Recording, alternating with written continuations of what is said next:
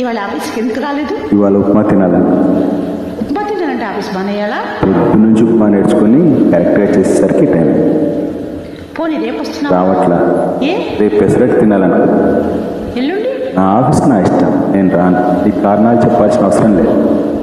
కారణం చెప్పక్కర్లేదు, కనీసం రావట్లేదని ఒక ఫోన్ చేయొచ్చు కదా. నా ఫోన్ పనిచేయట్లేదు.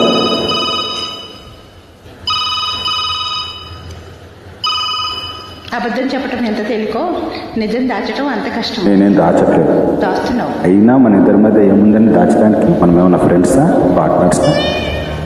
నీకు నిజం చెప్పడానికి ధైర్యం లేదో ఇష్టం లేదో నాకు తెలియదు, కానీ అబద్ధం చెప్పే అలవాటు నాకు లేదు. నా వల్ల ఏదైనా పొరపాటు జరుగుంటే ఐఎమ్ సారీ.